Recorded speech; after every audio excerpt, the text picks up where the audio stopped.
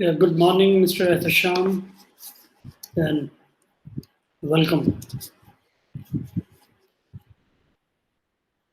Am I audible to you? Yeah, very good morning.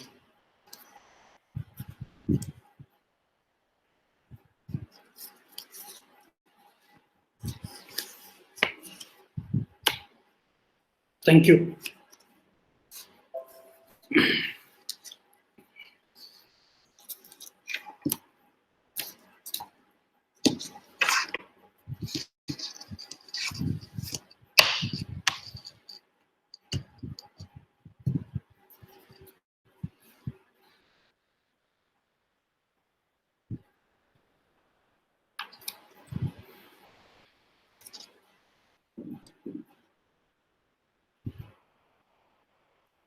Yeah, I'm fine, brother.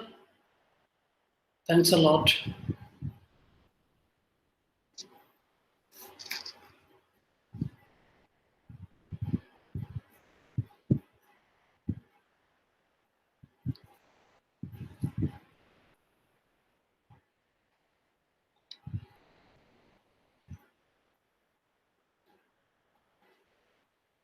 It's likewise.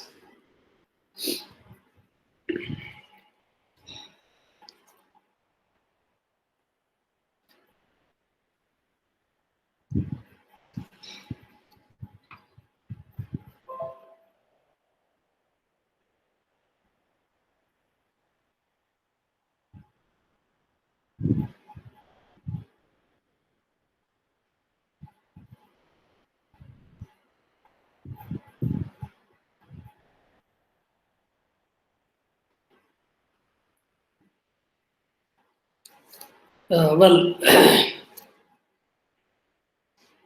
today I am proposing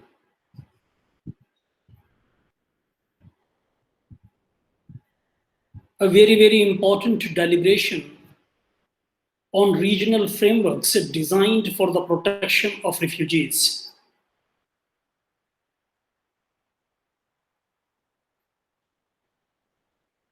We have, as of now, deliberated and delineated international protections which have been designed, envisioned, incorporated, and encapsulated in international human rights conventions, in the area of international human rights law, conventions, I mean international conventions in the area of international humanitarian law, conventions in the area of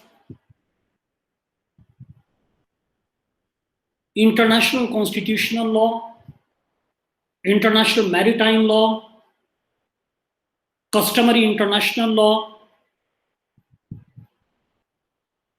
and international law per se.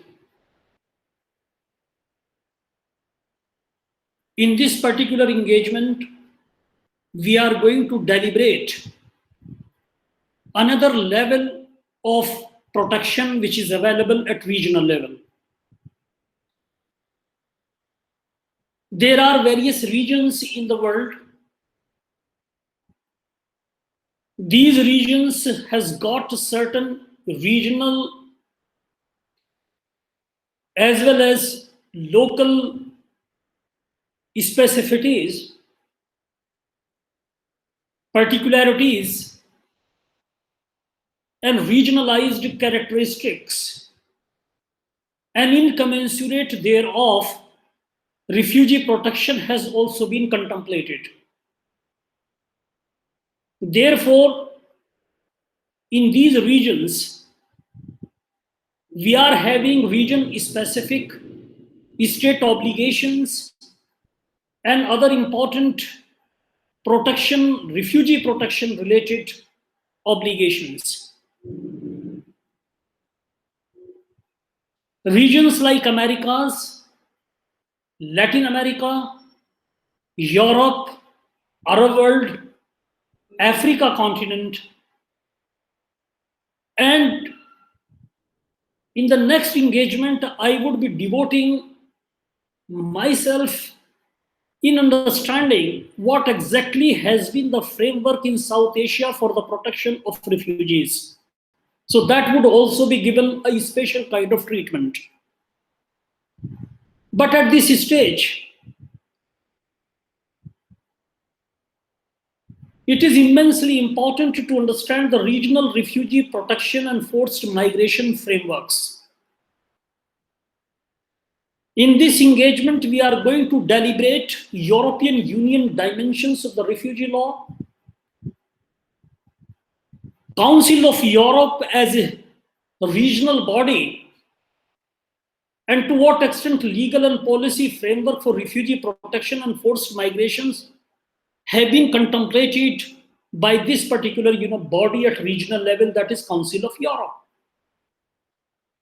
We are going to appreciate on the critical footing the European Convention on Human Rights and Fundamental Freedoms, European Union, and how this particular region, which is considered to be the most advanced region for the protection of refugees, how this particular region has evolved a regional, regional facet of refugee protection in terms of law, in terms of policy, in terms of approaches, which is cumulatively known as a EU acquis, a body of laws.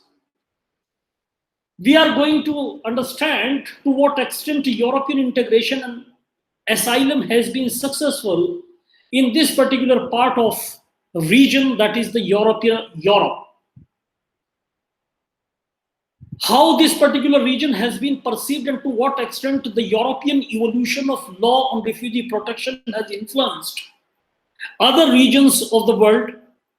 What are the differences between the European protection of refugee rights as well as, and how does it differ from its counterparts in Pax Americana or in Latin America or in North America? And how does it differ further from African understandings of refugee protection? We would also be appreciating on the critical footing certain other important declarations of a regional application, like the Cartagena Declaration of 1984 for the protection of refugees. And thereafter, we would also be understanding entire refugee protection mechanism in the context of comparisons or comparativity. There are certain important consolidated core instruments, core texts, which should also be taken care of, like 1990 Convention on the Application of the Schengen Agreement. We are going to understand the text of this particular Schengen Agreement of 1985.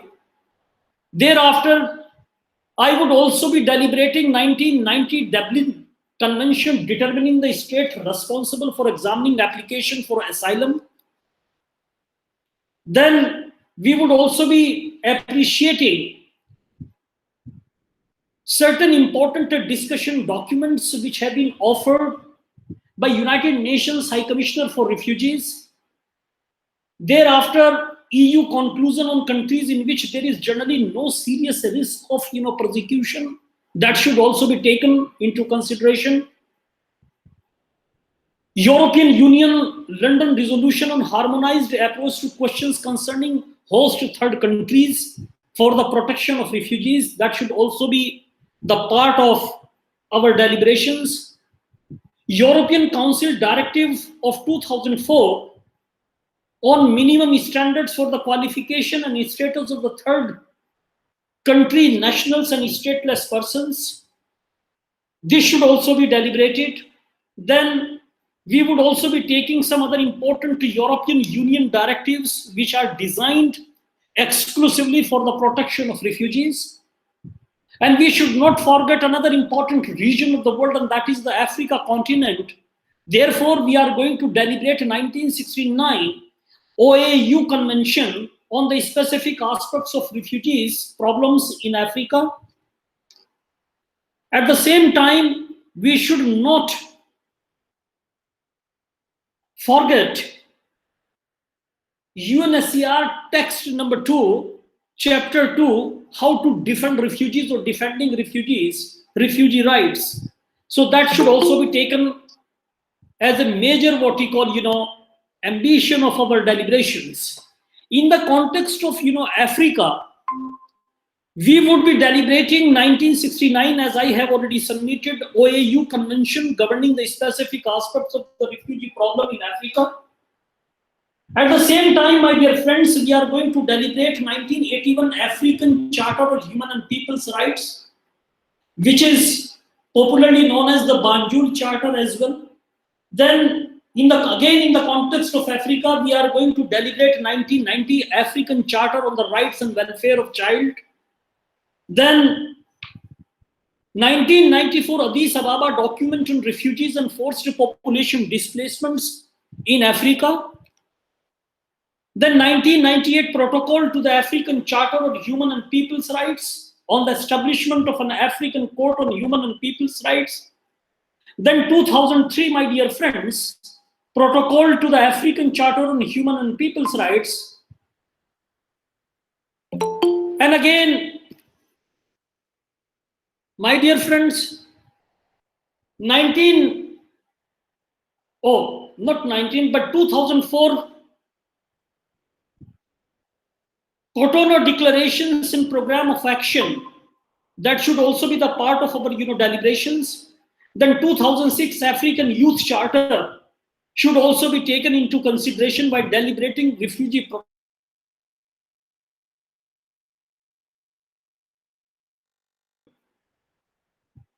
level, and that is America. In the context of America, I mean, in this particular region, or we may also call it the Pax Americana. In this particular region of the world, what kind of a refugee protection has been contemplated? For that, we have to understand the 1928 Convention on Asylum, 1933 Convention on Political Asylum, and 1939 Treaty on Political Asylum and Refuge, 1954 Convention on Diplomatic Asylum, 1954 Convention on Territorial Asylum. Again, as I have already submitted, we should not forget the application of a regional declaration, which is the popular one, and which is known as the Cartagena Declaration on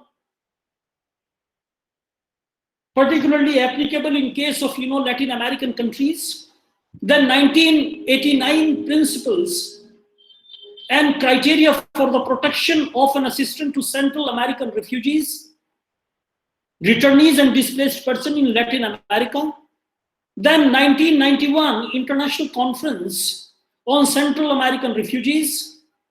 And for that, we are supposed to understand the United Nations General Assembly Resolution 46/107 of 1991. This resolution is equally important. Then again, in the subsequent year, in 1992, International Conference on Central American Refugees. Again, there is a resolution of the United Nations General Assembly that should not be forgotten. Then in the year 2000, my dear friends, recommendations of the Inter-American Convention on Human Rights on Asylum and International crimes. And before that, I am forgetting another important declaration that is known as the San Jose Declaration of 1994, that should not be forgotten, on asylum, and particularly the protection of the refugee rights as well as the asylum seekers. So in this particular context, again, there is another important declaration, and that is known as the 2000 Rio de Janeiro Declaration on the Institution of Refuge, and 2004 Mexico Declaration and the Plan of Action to strengthen the international protection of refugees in Latin American countries. So therefore, in the context of Africa, in the context of America, in the context of Europe, we are having multiplicity of regional conventions, regional treaties, declarations of a regional character, of a regional nature, which should not be forgotten. And these regional specific instruments for the protection of refugees has further strengthened international protection of refugees, or vice versa. Now I take you to another important region, and that should also be taken care of, because we should not forget that other regions generally we do, and there is a misunderstanding that these regions do not have any kind of a full-fledged deliberation on the protection of refugees. I am talking of Arab world. In case of Arab world, how the international protection or the regional protection has been envisioned, and for that we are supposed to understand 1949 assistance to Palestine refugees under the United Nations General Assembly Resolution 302 of December 1949 should not be forgotten. Further, 1965 Protocol on the Treatment of Palestinian Refugees, which is popularly known as the Casablanca Protocol. Then 1981 Universal Islamic Declaration of Human Rights of 1981. Then 1983 Riyadh Arab Agreement for Judicial Cooperation.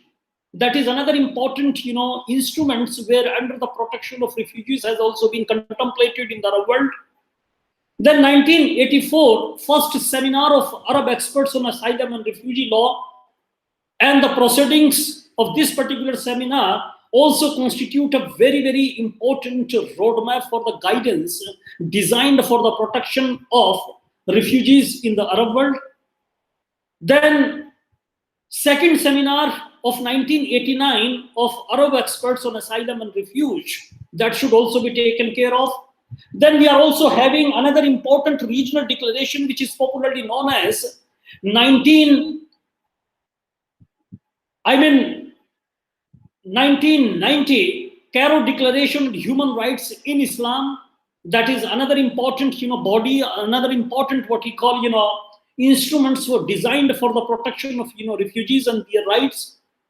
Then 1991 again third seminar of the Arab expert on asylum and refugee law. Then 1992 fourth seminar of the Arab experts on asylum and refugee law. Then 1994 Arab Charter on Human Rights. That is the most important what we call milestone in the journey of refugee protection, human rights protection, and protection of the human or fundamental human freedoms.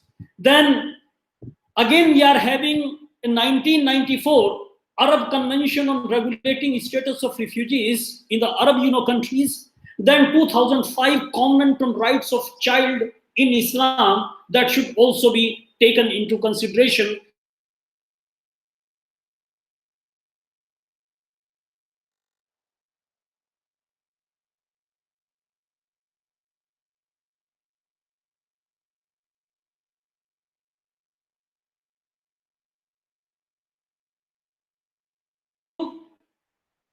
Yeah, there is a problem in the internet connectivity today. Then Asia Africa specific arrangements have also been there, like 2001 final text of the revised ALCO 1966 Bangkok Principles on the Status and Treatment of Refugees. Then 2006 ALCO resolution on legal identity and statelessness, that should also be taken into consideration. Then we are also having certain important questions, and these questions must also be the part of our deliberations. Like suppose how to deal with both the US and EU states who have been filtering challenges at their borders resulting from conflict between facilitating trade and controlling unlawful or unwilling migration.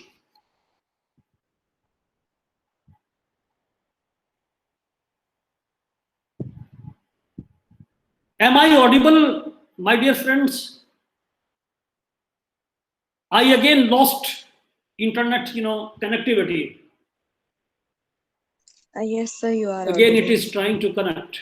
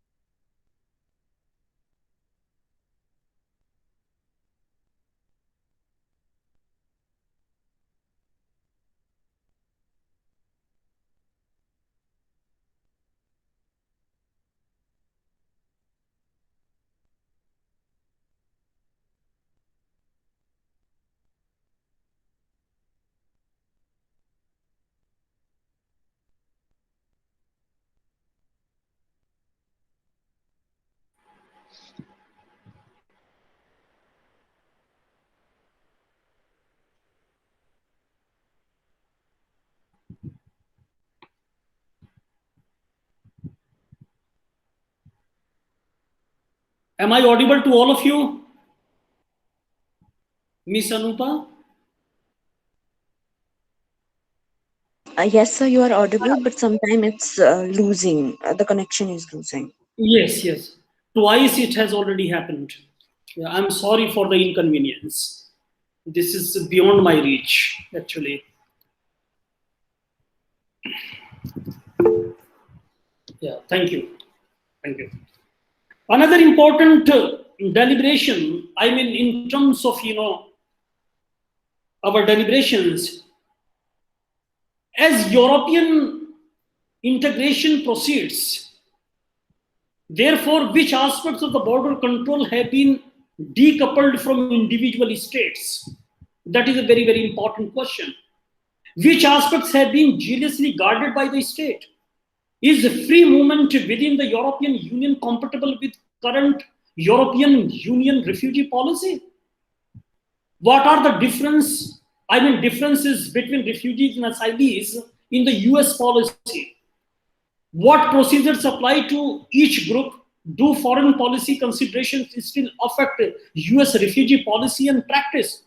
That should also be taken because there is a sea change between the US refugee policies which have been followed by Trump administration and the current, President Joe Biden's administration.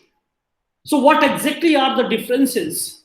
And these differences, to what extent, have been located in the context of protecting refugee rights or defending refugee rights? Another important question, my dear friends, is do states have responsibility for asylum seekers who never reach their territory?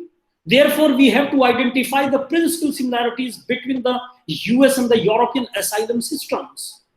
Thereafter, do the US and European asylum systems offer the bona fide asylum seeker equal chances of effective protection? What are the most significant differences between the US and the European asylum systems? On current trends, if you take into account, does it appear as if the US is following the European lead or it is going to be vice versa? What does integration of migrants and refugees mean, and what specific measures have been enacted to facilitate their integration? What public policies have been put into place to govern refugees and migrants, their social welfare and integration, and what are the challenges, if at all it is going to be addressed? What are the gains and losses of the two different approaches? Has the idealism of AAU convention been implemented in the current practice? Which particular regional model is considered a utopian kind of model, and which particular regional protection architecture for refugees should be considered the best one? How has the legal scope of the refugee protection explained since the 1951 convention at international level, and how this international protection of refugees mechanisms, which is found in 1951 UN convention relating to the status of refugees, has influenced the regional idea of protection of refugees? We have to therefore examine the working definition of internally displaced persons, compare it to the Refugee Convention, AAU Convention, Cartagena Declaration definitions, which groups are included that fall outside other forms of international protection, how are internally displaced persons protected under international law?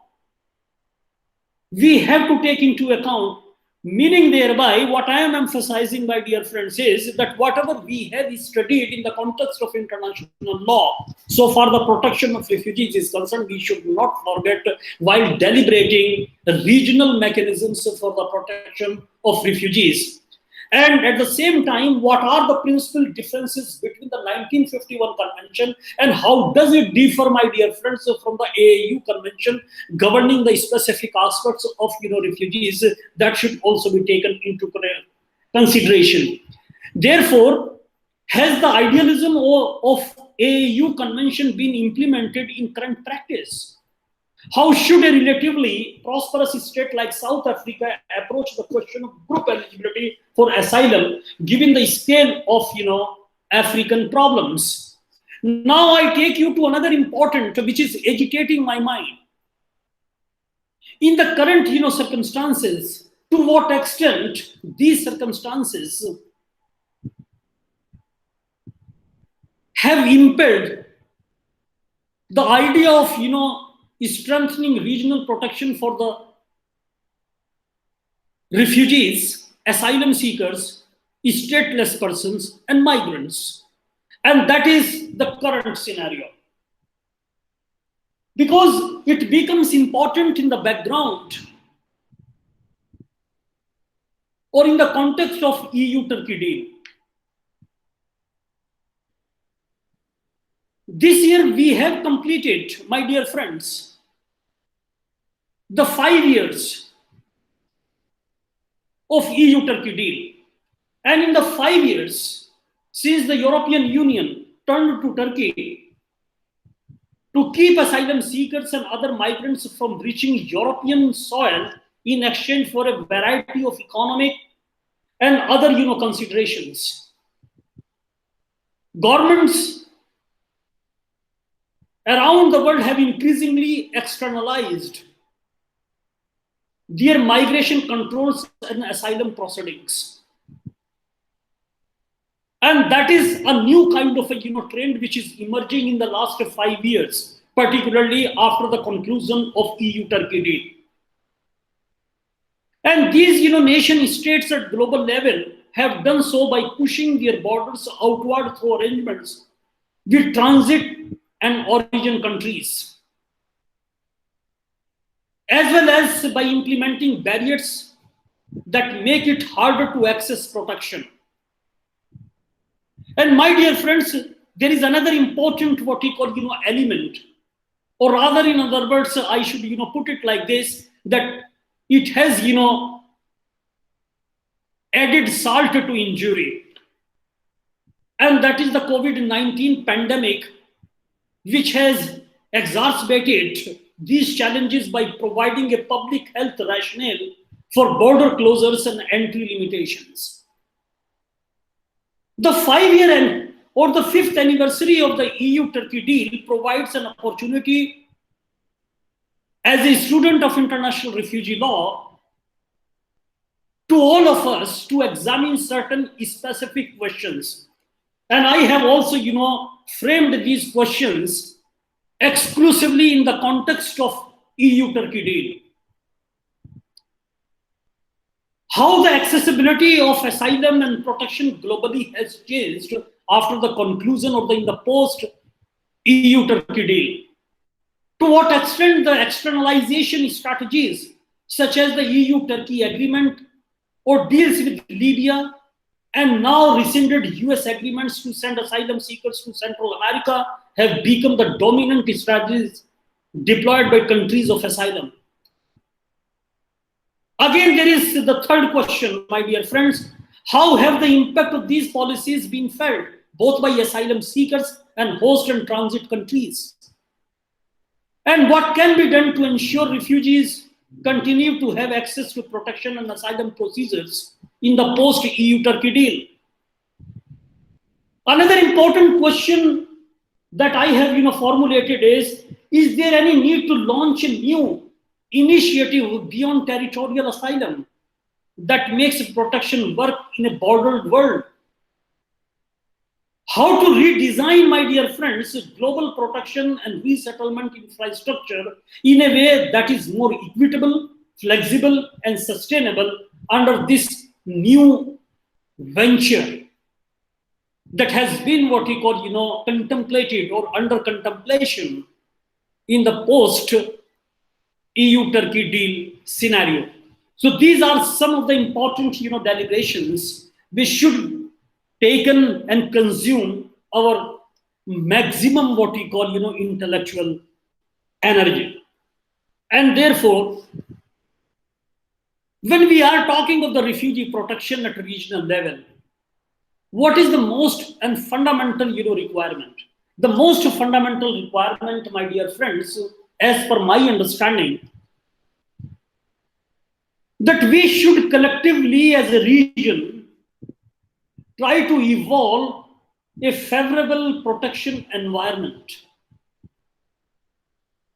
for hosting refugees, for receiving refugees, for extending temporary protection to refugees. So when we are talking of a favorable protection environment, it means we are talking that under such an environment, we should try to provide refugees and asylum seekers who are likely to be admitted and protected.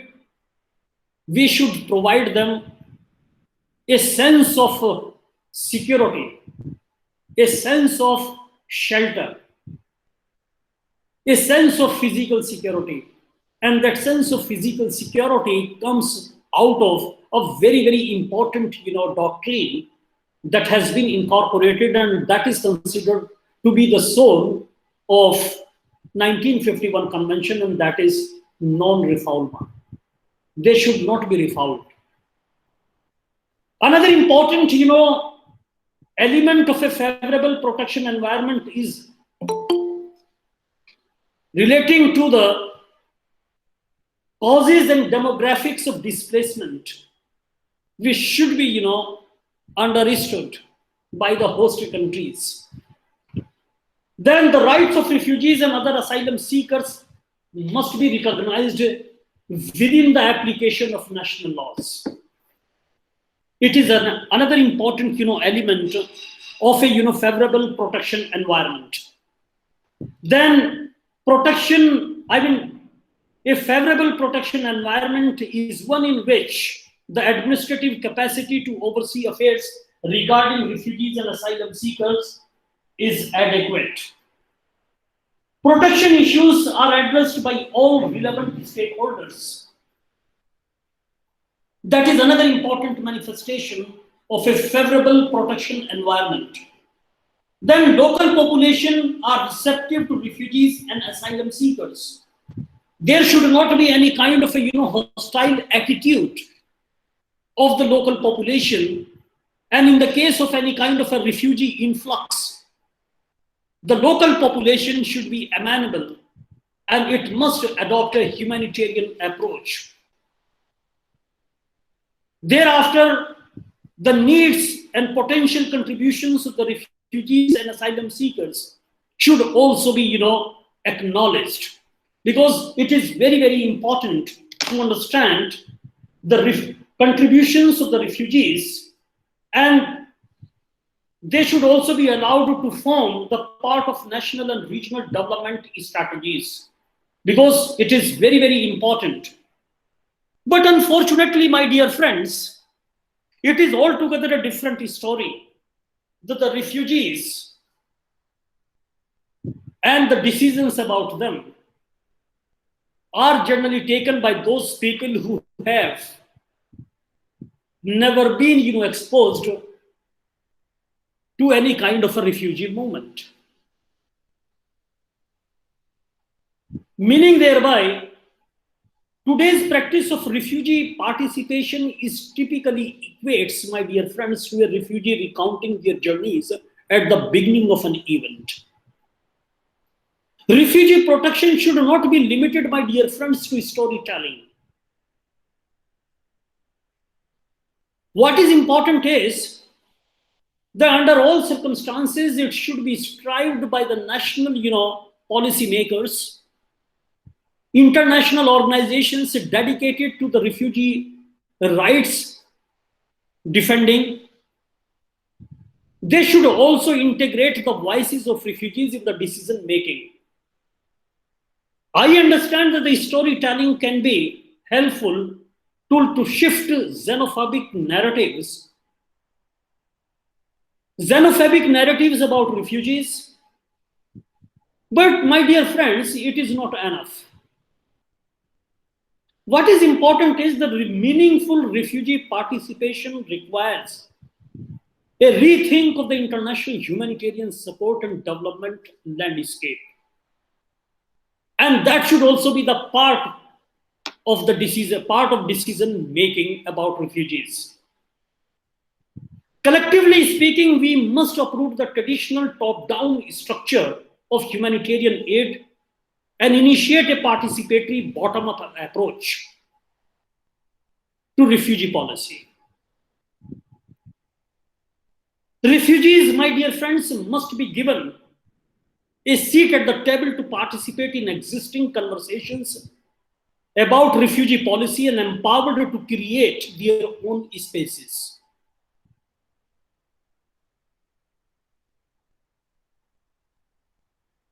Even the judicial forum at regional level or at national level, even the judicial establishments or the highest judicial establishments do not appreciate and do not understand the concerns of refugees.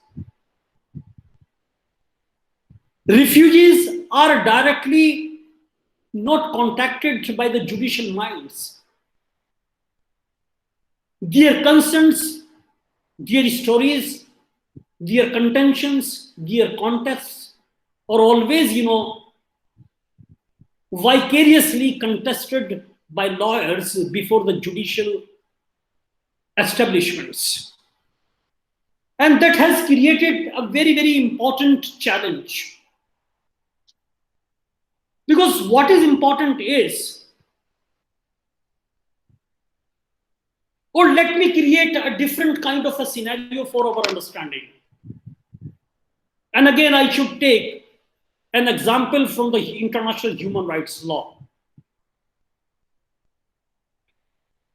If national parliaments are legislating for the empowerment of women,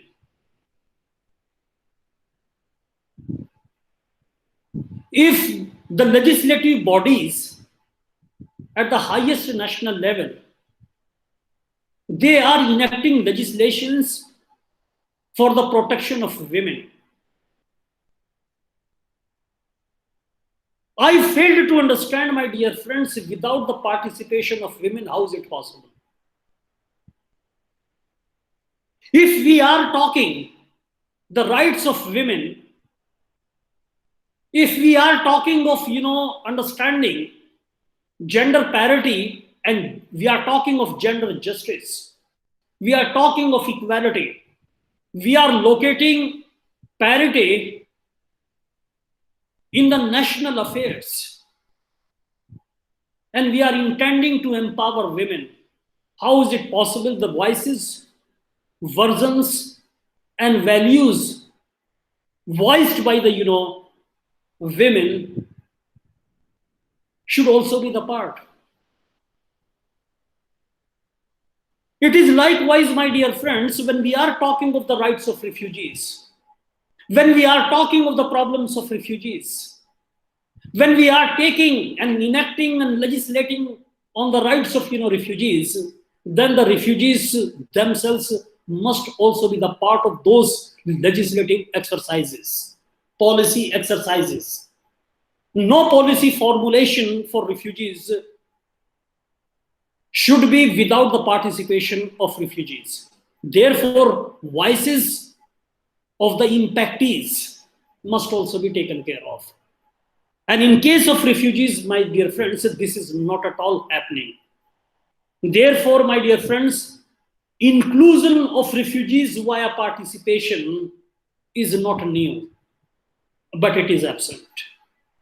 And therefore, we should fight for the inclusion of minority groups, women groups, refugee groups, indigenous people groups, and other stakeholders, groups, whenever any legislative exercise is generally, taken. However, until now, international discussion on refugee issues has largely tokenized refugees and attempted to make decisions without refugees themselves having a substantive way or substantive say or the substantive voice. At the United Nations, for example, my dear friends, where countries are negotiating various international arrangements. Or let me give you an example. When the United Nations Global Compact were under consideration,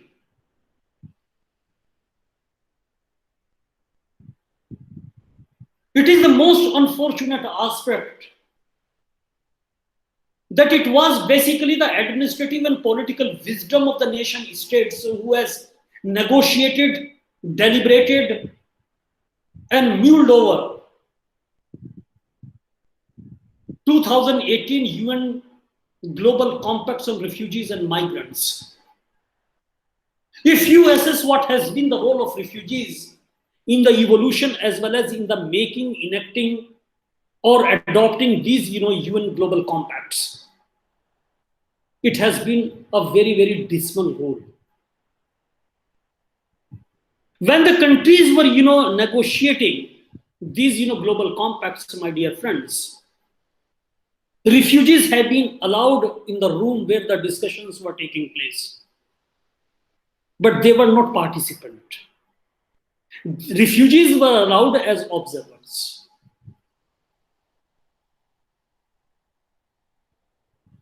And one of the refugees rightly pointed out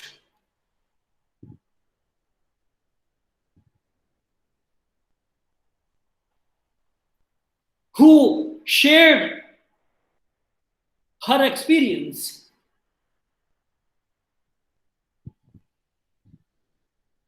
that she has participated in many panels designed for the rights of refugees,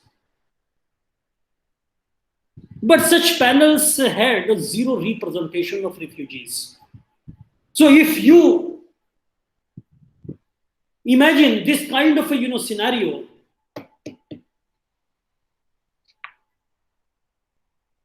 then we cannot expect a justifiable arrangement for the refugee protection, as is the case with that of what we call the women rights.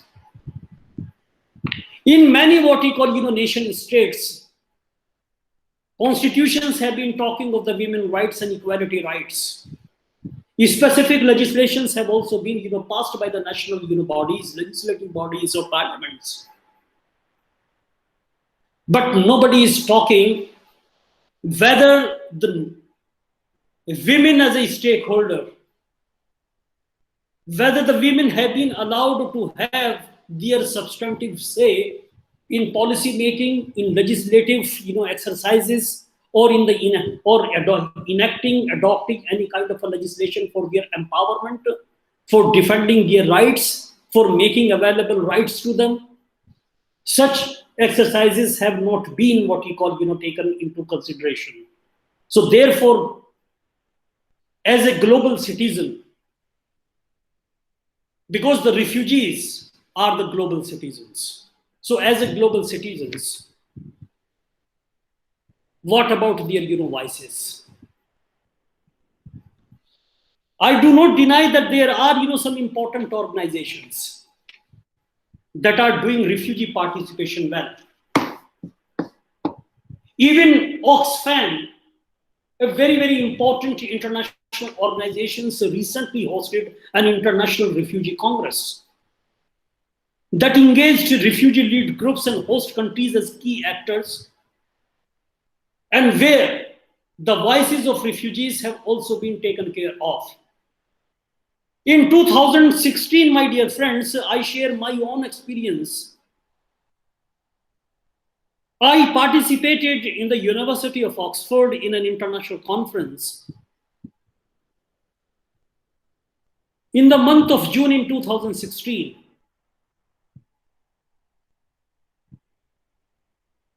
In one of the panels in which I have participated, only two academics were there. It was a panel consisting of 6 people, and 4 were refugees.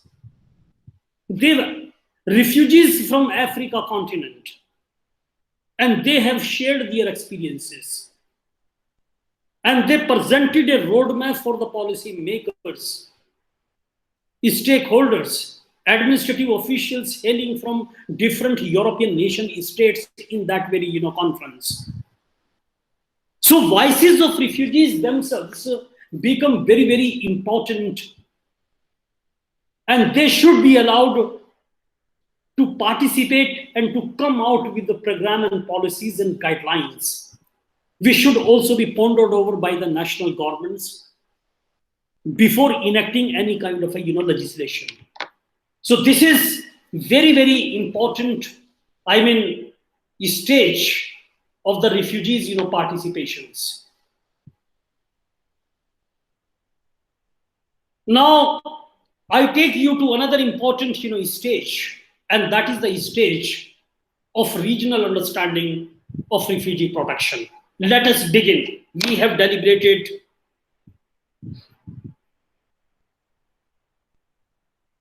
different regions. There are regions we are having the adequacy of conventions and instruments for defending the rights of refugees at regional level, and therefore I am beginning with the most advanced system at regional level which is right now available, and that is at the level of Europe. My dear friends, when we talk of Europe, one definition of Europe, or in other words, let me begin it like this: Europe stretches from Aleutian Islands to the Aleutian Islands. As the Organization for Security and Cooperation in Europe, OSCE, includes both the Russian Federation and the United States among its participating states. Europe also includes the 5 Central Asian republics in terms of understanding, in terms of refugee protection, in terms of observation or inviting observers. Europe, my dear friends, is consisting of as many as 47 nation states. But all these nation states are not the part of EU, that is the European Union or the Council of Europe.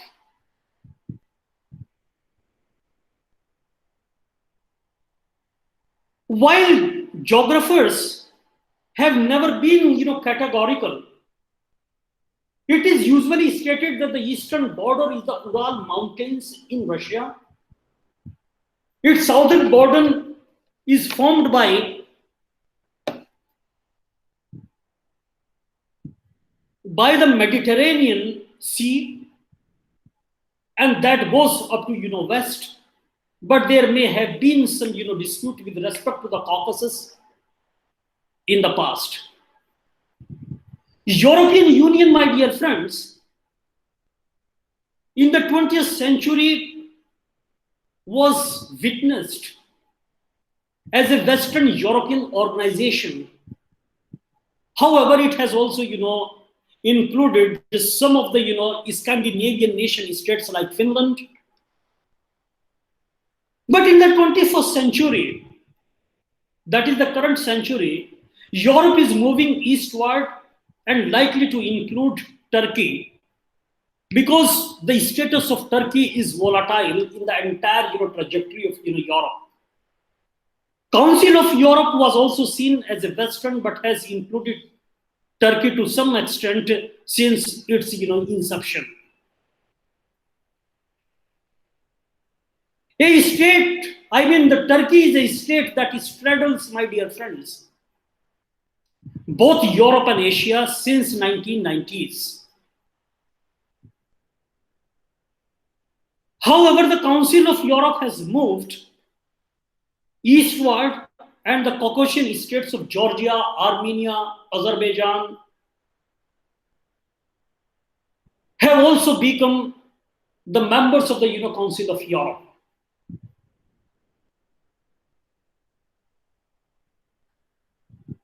Though some of the items are not clear, but my dear friends, Europe is a region that cannot be determined. Europe is a region that cannot be defined. If you take into account this particular, basis of indeterminacy, geographically speaking, my dear friends, it is difficult to see how one can speak of a European stance on international law. That is particularly true in relation to refugee law. Indeed, some European states are source states, transit states, and states of destination. Because it has also become the fashion among the urban refugees from global South nation states, from Arab states, from Middle Eastern states, from Far Eastern states, from Latin American states, that for these refugees, if I invoke a terminology that has been designed by the World Bank, and that is a division of the world, and which is known as per the prescription of the World Bank, Global South and Global North. Because when we are talking of Global South and Global North, some of the nation states in the Global North are also included, which originally hails from Global South. But because of the economic imperatives, World Bank has included them in the Global North nation states. Some of the nation states are hailing from Asian countries, Asian region. Therefore, in such a situation, it has become, the global north, particularly the United States of America, Canada, and majority of the European nation states have become the darling for refugees. In case of any kind of a protracted refugee situation, in case of mass migration of refugees, in case of refugee exoduses from global South nation states, they generally prefer European nation states. It is altogether a different story that if we take into account the current scenario, then 86% of the total population of refugees, 86% out of this population are currently being hosted by the global South nation states. And therefore, European nation states are the source state in some situations, transit what we call states in some scenarios, and in some situations, European nation states have also become the destination states. But before I proceed further, it is immensely important to understand why refugees have been preferring or had been preferring or still what we call prefer European nation states for their reintegration, resettlement, rehabilitation, shelter, refuge, security, and to invoke a trajectory of the durable solutions, including the common pathways which have been contemplated under global compacts on refugees and migrants of the 2018. So European values, because of the European values, and these European values have become the guiding factor for the integration of refugees. So what are the values? What are the European values, and particularly in case of asylum crisis? Because sometimes some scholars are of the view that the refugee crisis has become a European crisis. Some of the scholars are of the view it's a crisis of Europe. Some scholars are of the view that it is a crisis of refugees. So in such a scenario, we should try to understand the European values. What are the challenges which have been posed by the refugees before the European nation states, and what exactly are the crises. So we should try to understand when we are talking of values. So my dear friends, on the same footing, we should also evolve South Asian values. We have to pinpoint in the bullet form. We should try to frame, formulate, and contemplate the vision of the South Asian values. When we are talking of, and it is also axiomatic from the Charter of the Council of Europe, and Council of Europe has also contemplated these values at regional level, at European level.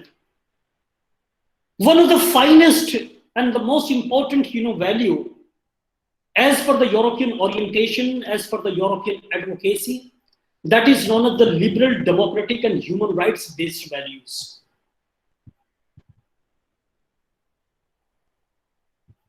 The Council of Europe did not stop here. It has also provided further that in case of liberal, democratic, and human rights based values, these values must come from neutrality and universality of the liberal model of governance that enriches the idea of European values. Because what they have been contemplating, my dear friends, they have been contemplating in the name of European values a liberal universalist values for asylum and immigration. And that is also reflected, my dear friends, when we were deliberating comprehensive refugee response framework under Global Compact on Refugees, where we were talking of international responsibility sharing principle. It can only be strengthened, my dear friends, if we are adopting liberal, democratic, and human rights based value system emanating from neutrality and universality of liberal model of governance. Because such kind of a liberal model demands, my dear friends, adequate space, adequate scope, a significant room for cultural diversity. And that is the reason why refugees from our neighborhood, from the neighborhoods of SARC nation states and elsewhere, they also come to South Asia because of its South Asian multiculturalism, South Asian cultural diversity. And that is why there is a question, there is a debate on the integration of immigrants, debate on the integration of refugees in Europe, in South Asia, in many other parts of global North nation states. And therefore, in the context of the European values, my dear friends, it is equally important that the European values also advocate for the recognition of problems of the socio-economic inequalities between different ethnic groups. If we take into account these European values, then how to employ, how to invoke these values to address challenges posed by the refugees? What are the challenges? Contemporary problems of multicultural European states. It is one challenge. Practical feasibility of the liberal universalist model. That is another important challenge for the integration of refugees. Then doubts about the practical adequacy of this liberalist model. And as a whole, my dear friends, in other words, let me put it like this. The refugees have also posed challenges to European liberal values. Because there are questions on the ability of liberal democratic states. And at the same time, Europeans are equally worried about their identity. And that is the European self-identity. Because European self-identity, as the proponent of the liberal human rights values, and if at all this model of European or Europe's self-identity model and its reassertion of the fundamental liberal values, whether this reassertion locates any kind of an integration, reception, hosting, reintegration, resettlement of refugees. Are European nation states ready to accommodate a diversity, a cultural diversity, a ethnic diversity, a racial diversity that is coming from global south nation states, particularly from Afghanistan, from Syria, from Jordan, from Lebanon, from Palestine, and from Mexico, from Venezuela, and from other what we call hotbeds of civil strifes and civil wars in many geopolitical entities, including Africa.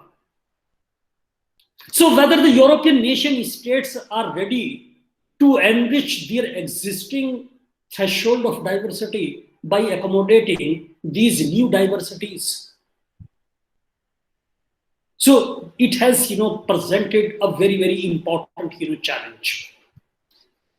And these challenges are testing the boundaries of the existing model which has been designed for the protection of refugees at regional level in Europe. How to attend these kinds of challenges?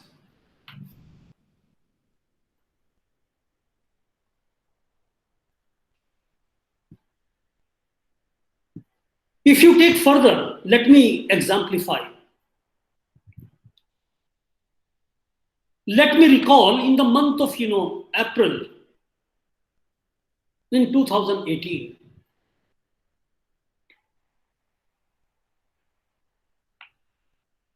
see the how these European values have been subjected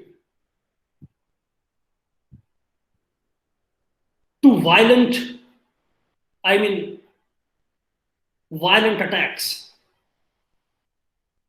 A car was ramming, and that was thwarted by the police in Naples after the arrest of a man of Gambian origins.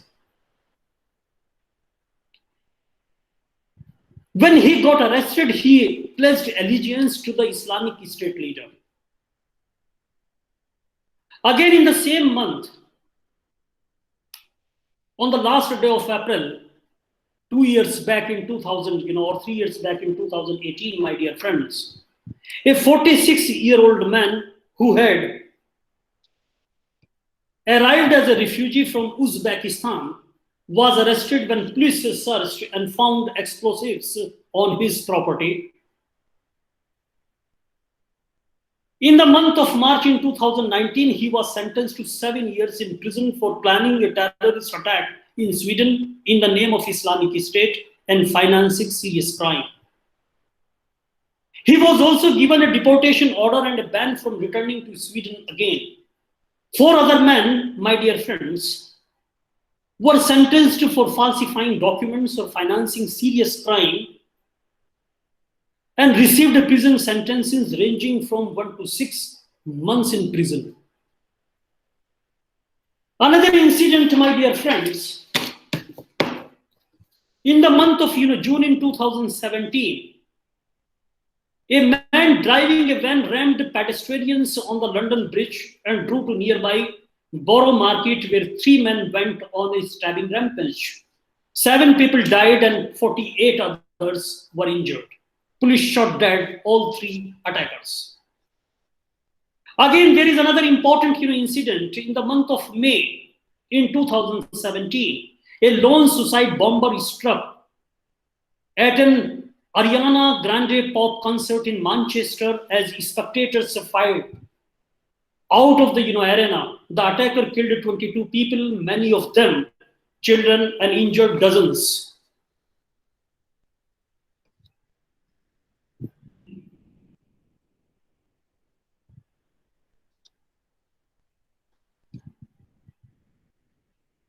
The Islamic State claimed responsibility for this attack also. Again, in the same month, my dear friends, that is April in 2017, a man plowed a truck into sloppers and some shoppers at a department store in Stockholm, Sweden, killing 5 people and injuring at least 10 persons. I have collected the entire list, my dear friends, how these incidents and violent attacks and acts of terrorism were perpetrated. And in majority of the situations, the responsibility was claimed by the Islamic State. Again, let me take you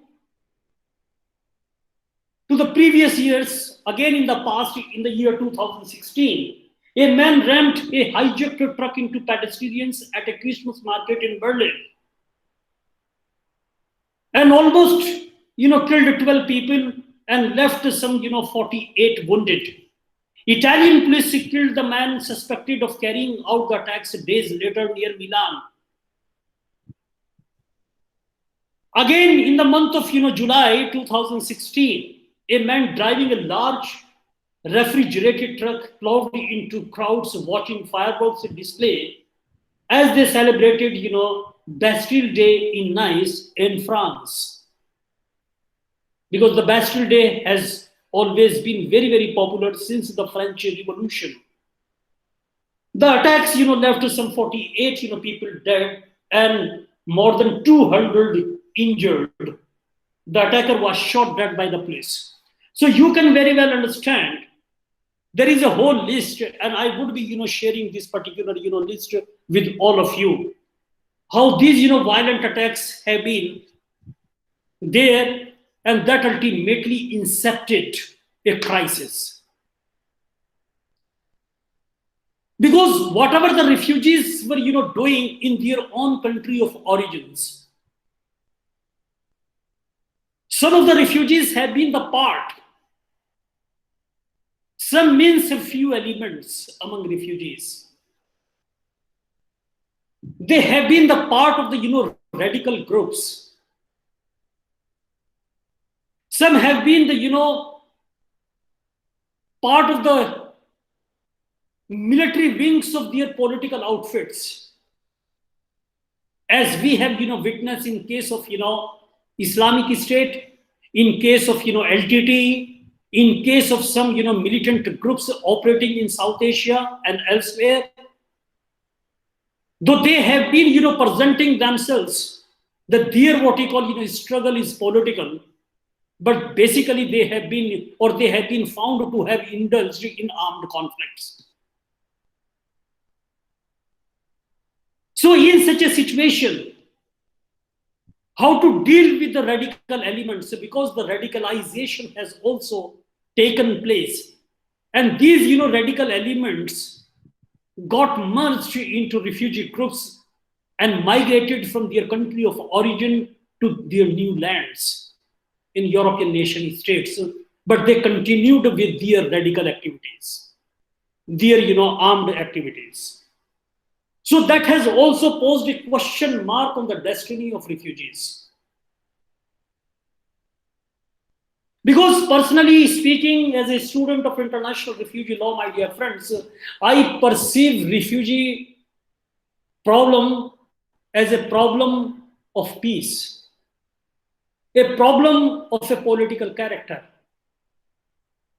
But what about these, elements, radical elements in refugee groups? Because history of Europe, when we are, talking of the European values, and that is why the European nation states came out with these, values, and they have, emphasized these values. And it is one of the most important contention between the full-fledged integration of countries like, Turkey with that of the European Union, because many opportunities have been provided by the Council of Europe, that these are the different chapters requirements, because the requirements of full-fledged what we call graduation as a European nation state, there are certain important levels. These levels are known as chapters. So certain chapter requirements must be fulfilled before becoming the full-fledged, value integrated nation state and part of what we call the European Union. But the Turkish government has not been able to fully integrate and fully fulfill those fundamental European values which have been designed for the full-fledged integration. Same has been the case with that of what we call of Kosovo, Bosnia-Herzegovina, other what we call European nation states after the disintegration of the Yugoslavia. These nation states have not been. I am not saying the European values are those values where we do not find any kind of a discrimination. No, there are discrimination, there are discriminatory practices. Suppose I can give you an example of countries like Serbia. Serbia has become, or rather the fully integrated nation state, and it has been what we call claimed by the Council of Europe that it fulfills all the criteria whatever has been contemplated for the full-fledged integration in the European Union. So whatever the value system they have designed and contemplated and envisioned, Serbia fulfills all these European values. Despite the fact, my dear friends, Serbia, Croatia, these have been the countries who have perpetrated and indulged in all kinds of genocide, ethnic cleansing, and crimes against humanity in the Kosovo War or the Balkan War, prior to the adoption of the Dayton Agreement of 1995, when President Bill Clinton happens to be there in the White House, who has been instrumental in brokering, who ultimately brokered this particular agreement. So, but the moot question that still remains to be attended, and that is the radical elements. Because the security of a state, security of the region, and I am talking of the physical security, the security of humanity in this particular region, the security of infrastructural facilities, the security of individuals and group of individuals, the security of cultural diversity, the security of multiculturalism, the security of cosmopolitanism, these securities are equally important. And these Islamic radical elements from Syria, from Lebanon, from Afghanistan, from other what we call regions, from Iraq, from Jordan, they got filtered into and migrated and sought refugee status, and accordingly they have been given refugee status, but subsequently they threatened their host nation states and indulged crimes against humanity and acts of terrorism. So that is another important, and they brought disrepute to the ordinary refugees, to the gentle what we call refugees, to the genuine refugees, because the nation states or the refugee hosting nation states should not be used as a tool, as a pawn to spearhead their political agenda or the any sort of armed conflict. this has presented a crisis in contemporary, circumstances. Crisis has become utterly banal, my dear friends, to speak of the, crisis, and that too in, Europe, even as there have been proliferated invocations of a veritable crisis of, Europe, a putative crisis of the very idea of, Europe. And therefore, it becomes very, very important to revisit the European value system. Because the crisis, my dear friends, has become a new keyword, the crisis. And of course, it is of, Europe. Well, basically, this was, initiated in the immediate after of the, Charlie Hebdo shootings in Paris in the month of, January in 2015. And it has been, brought to a necessarily tentative and only partial completion in the aftermath of the subsequent massacre in Paris. Again, in the later, quarter of 2015 in Paris. My dear friends, the spectacles of terror and security awkwardly seem to frame what otherwise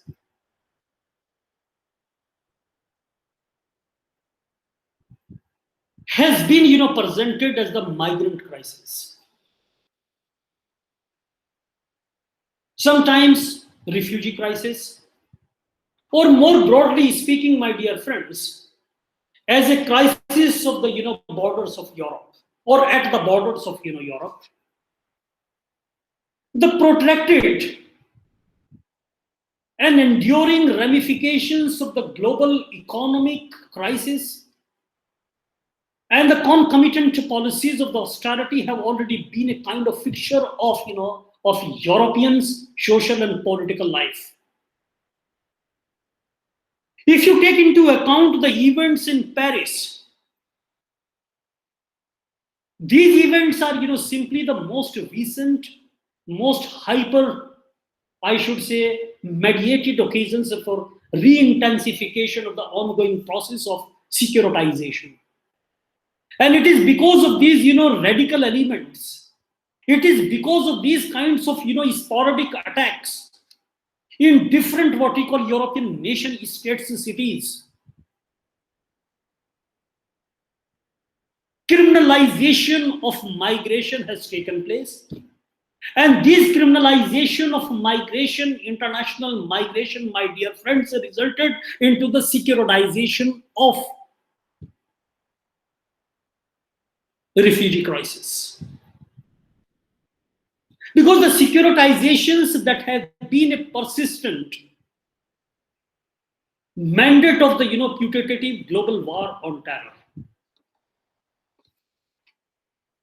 An acute sense of necessity of rethinking the conceptual and discursive categories that govern borders, migration, and asylum, and simultaneously overshadow how scholarship and research on these, topics commonly come to recapitulate both these dominant discourses and re-verify these, trends.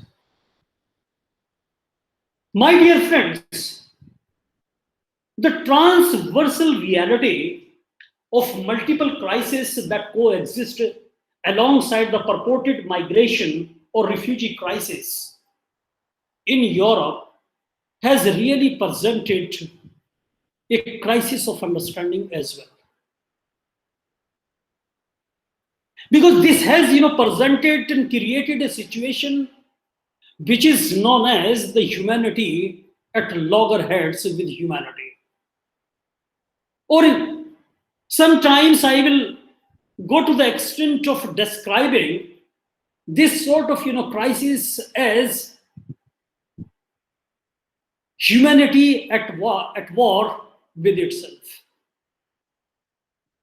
Because How may the crisis associated with border control and asylum, what we call, and immigration law enforcement be apprehensible as co-constitutive of what is otherwise so ubiquitously, my dear friends, known simply as the crisis?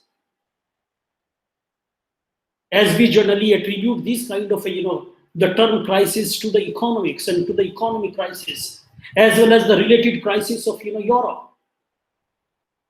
Therefore, my dear friends, the political, juridical, and institutional crisis of the European Union, and particularly such European institutions as the Schengen zone of passport free travel that has reconfigured the borders of Europe by sustaining an internal space of free human mobility.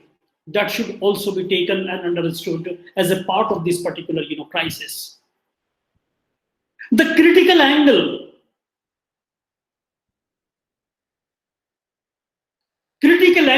of vision on this particular crisis and of Europe must be further situated within the context of our global historical moment. The recent ongoing proliferation of wars, civil wars, military interventions, and neo-colonial occupations across the planet, in which European powers are and have long been profoundly implicated, must not be forgotten, my dear friends. Not only the European powers have been implicated or have been privy in creating these kinds of what we call of outfits, which ultimately boomeranged, which have been created as a monster to settle international what we call scores and to garner international brownie points, and have become the part of the unwritten foreign policy what we call doctrines, as we have recently witnessed the creation of ISIS. It has been created, this has been created by the United States of America to counter and to establish its internationally inspired hegemonistic tendencies, and to counter and to make subservient the rest of the powers, including the Russian Federation. So you can very well understand this perspective, my dear friends, further illuminates the dire necessity of radically unsettling any self-satisfied European discourse on migration or refugees as the de facto human refuge of crisis, constructed to be strictly external to the presumed safety and stability of Europe, erupting always elsewhere. And that is the reason, my dear friends, then we have started witnessing externalization strategies of the European nation states. Externalization means the externalization of migration.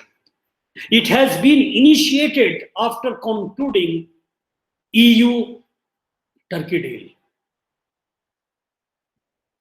It means the European nation states in present circumstances, my dear friends, they are not interested to invite refugees at their borders.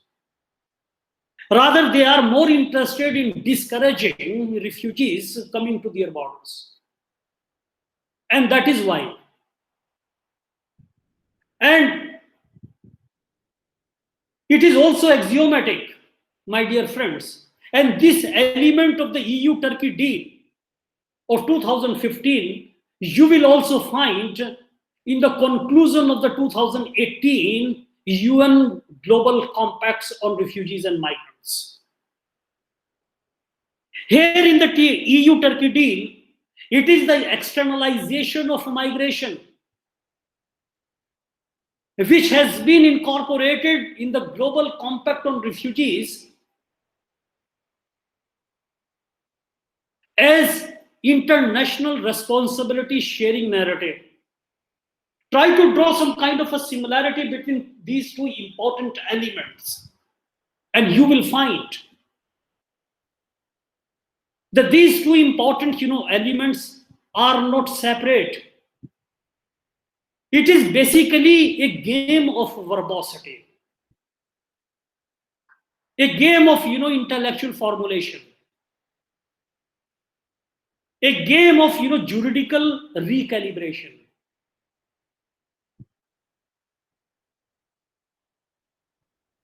What has been contemplated by the European masters in EU-Turkey deal that has been presented as a global, what you call, agreement, international responsibility sharing principle backed by international solidarity principle with the refugee hosting nation state. It means we have been as of now studying idea of durable solutions. But the idea of durable solutions, my dear friends, has been further strengthened with this idea of externalization strategies designed for migration control, migration arrangements, and migration rearrangements in the country of origin itself. It means the externalization strategies designed under the EU-Turkey deal is nothing but an exercise to nip in the bud. If there is any kind of a possibility or feasibility of erupting any kind of a, or uprooting any kind of, mass movement, or the human, what you call, humanity in the form of, refugee flows, in the form of refugee exodus, and they are likely to knock the doors of European nation states. Therefore, they have, designed, yes, we are going to provide each and every kind of an economic help or financial, what you call, help. We are going to fund to control migration, to manage migration, and to externalize, migration, and they should remain in their country of origin or in the neighboring countries. Suppose if Syria is witnessing refugee crisis and people are uprooting and they are leaving, Syria, that they should not reach European nation states. Rather, in the neighborhood, they should be hosted. And that is why the EU-Turkey deal. But it is altogether a different story. The Turkey has not been kind enough. It was not the kindness or any kind of humanitarian considerations that the Turkey has entered into these kind of arrangements. Rather, Turkey was more interested to mint money out of this crisis. Because the European nation states, particularly the EU, has promised that they are going to pump millions and millions of what we call of the euros into the coffers of the Turkish government, in the management, to facilitate the management, to control, to manage and externalize this particular refugee crisis or the refugee movement. So externalization has become one of a geo-strategic device for the European nation states. And this geo-strategic device has been what we call, accepted in global compacts in the most euphemistic, terminologies. This is my, speaking exclusively in my personal understanding. You got every right to have your own independent line of arguments. In other words, my dear friends, sorry.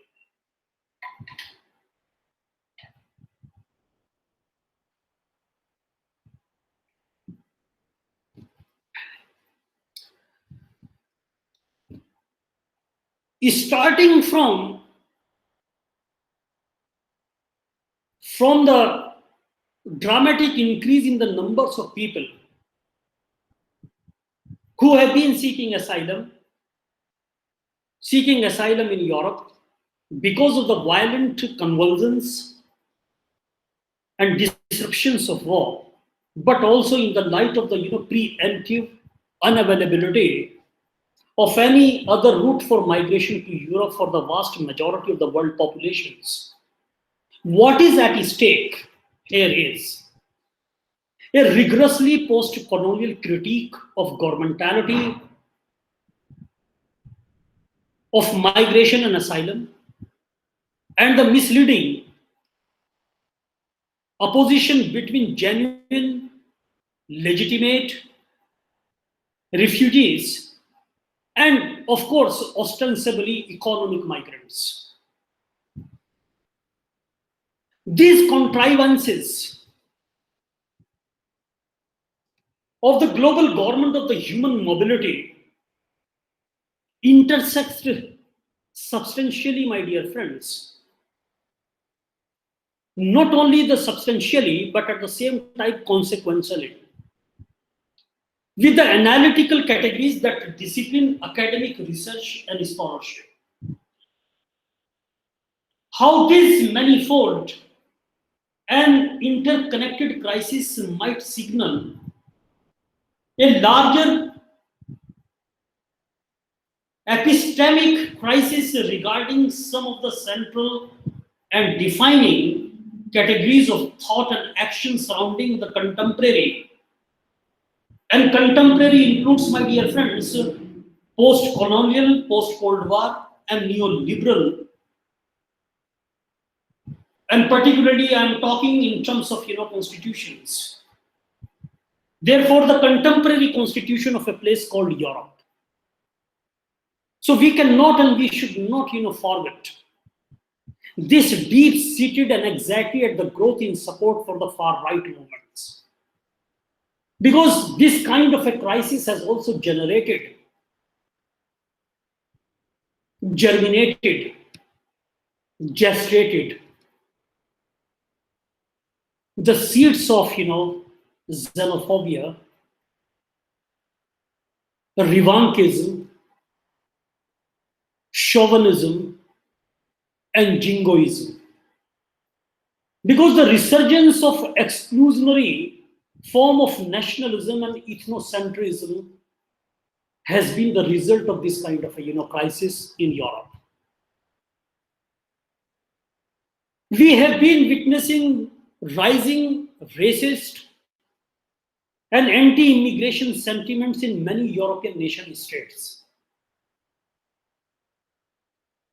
A strong backlash against asylum applicants have been taking place.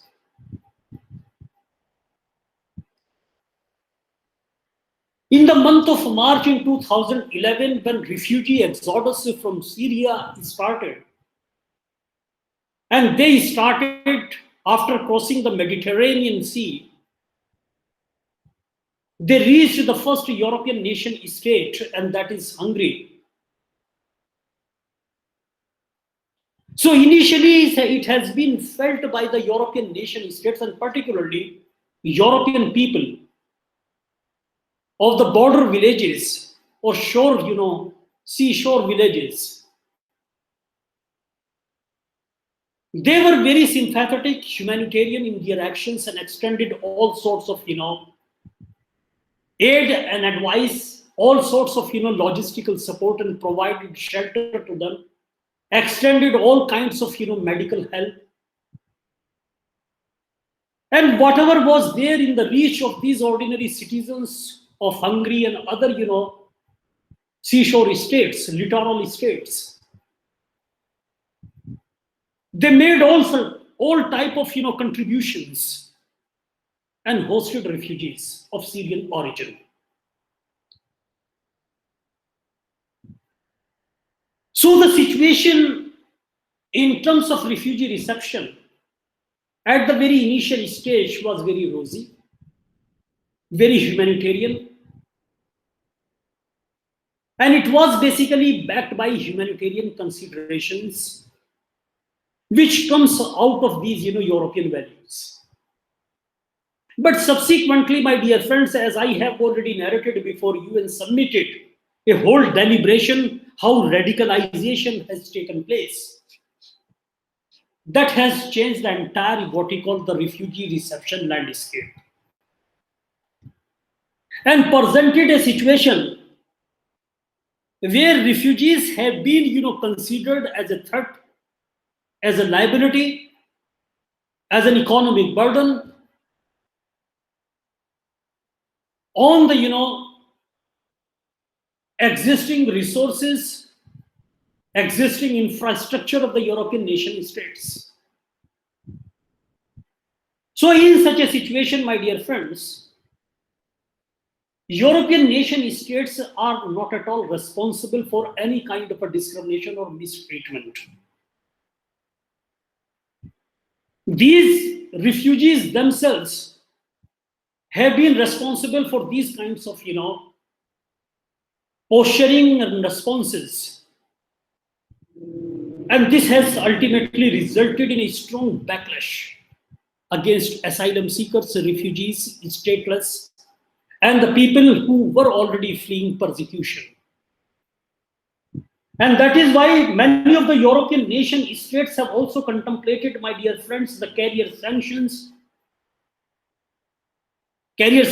for airlines, accelerated asylum procedures, where in limine majority of the applications got rejected, and the concept of the safe countries of origin was also floated. Third countries option was considered as inconsistent with the standards of International Refugee Convention and protection. And ultimately, my dear friends, what we have witnessed, the replacement of the post-war liberal refugee regime with a more restrictive quota-based system or other measures to control refugee flows in countries of origin.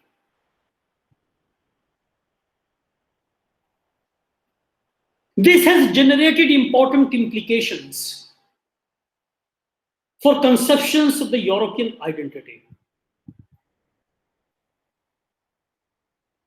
It is also axiomatic why it has, resulted into a very significant implications for the European identity, because the responses to the asylum crisis and the implications for the European values. So there were two important what we call categorizations. One was consisting of the European values, and another one was asylum crisis. So majority of the European nation states were not in a position to create some kind of a commensuration, some kind of a compatibility, some kind of a harmony between these two important goalposts. And that is why majority of the European nation states ultimately found within a period of 5 years they contemplated some alternatives, and therefore what alternative they have contemplated, which we have received as EU Turkey deal. Instead of what we call denying or pushing back, they started what we call discouraging these refugees in their quest for reaching to European nation states. So within the first 5 years, they have realized that entire demographical settings of the European nation states are going to be disturbed. Peaceful, harmonious coexistence on the basis of these European values, nation states would not be in a position in Europe to coexist. The idea that was contemplated in the Schengen Agreement or Schengen Treaty of 1985, that has also been challenged by the refugee inflows. And ultimately, they have decided, my dear friends, that the externalization program of migration control should be contemplated. And within 5 years, my dear friends, what has been started or has started in the year March 2011 was immediately given some kind of a break in 2015 by concluding EU-Turkey deal. So here lies another important stage of our ongoing deliberations, my dear friends, and that is what is Council of Europe and what has been its mandate with regard to the refugee protection. I will continue this particular stage I would be taking up tomorrow. Meanwhile, I will share few important readings with all of you.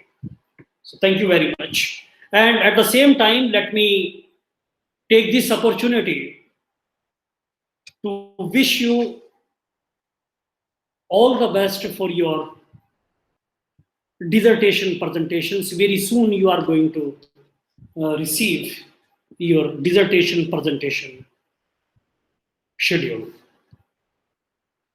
Meanwhile, if you have any questions, any queries, you're most welcome. Now, is there any question?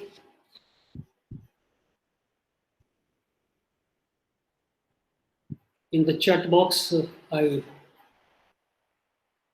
do not have any question. So thank you very much, my dear friends. All the best. Thank you, sir. Thank you, sir. You're welcome. Thanks a lot.